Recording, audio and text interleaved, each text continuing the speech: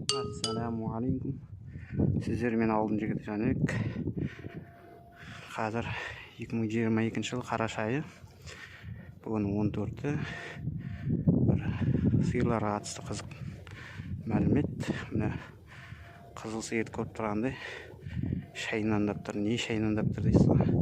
Келе жатқанда көне малдың сүйегінде болды. Қабырғаның бір бөлігін аузына салып алып шайнап жеп жатыр. Яғни осы уақытта негізі қарашаның салқын түскенде осы сиырлар мүйіз іздейді. Таңертең шыққанда да мүйіз іздеп кетеді, көне мүйіздер. Сол мүйіздерді алып шайнандап ләззаттанады. Яғни бір осы айда сүйектің витаминдері жетіспейді екен, бір витаминдер. Қазір сүйектерді жинап алдым. Қазір алдарына салып қоямын. Шайнандап осыны жейді өтіп. Кәдімгідей андай шөпті ұмытады. Анау да сүйекті болды деймін. Рахаттанып тұрып шайнайды ғой біші. Кәдімгідей беймаза болды. Жалпы осы уақытта өзі витамин береді екен. Біздің балалық шағымызда білмейміз. Бір космука дейді. Қазақшасы қалай екен білмедім. Кассияной мука дей ма, сондай сүйектен жасалған ұн деймін. Сондай ұн береді екен. Жалпы неге жемге қосып.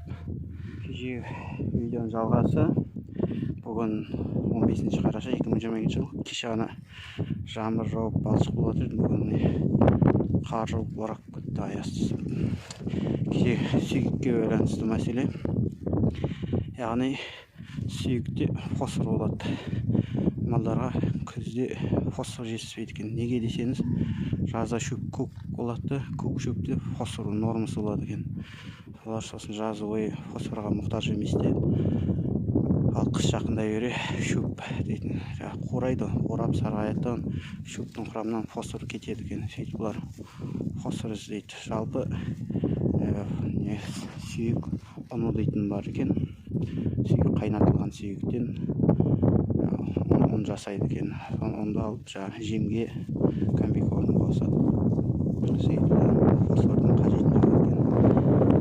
Бұрын кеңес одағы кезінде Ленинград болған екен. Қазір енді кішігірім жеке нелері бар. Фосфор шығаратын. Бұлар біз қазақпыз ғой, ет жейміз. Сүйек қайнайды, сол қайнатылған сүйекті аламыз, өжеп лақтырамыз. Бұл 2-3 жыл жатады. Сөйтіп бұлар сиыр соларды іздеп тауып шайнап жейді. Сөйтіп құрамын өзенді организмдер фосфордың қажетін өтейді екен. Егер мағлұмат пайдалы болса, лайк басамыз, комментарий қыламыз. Ең алдымен каналға жазыламыз және қоңырауды басамыз. Жәнібек малдарыңызды семіртеміз десеңіздер, әрине сүйегін тағам қосыңыздар. Немесе балық сүйегінің ұнын қосуға болады. Балық сүйегінде фосфор көп болады.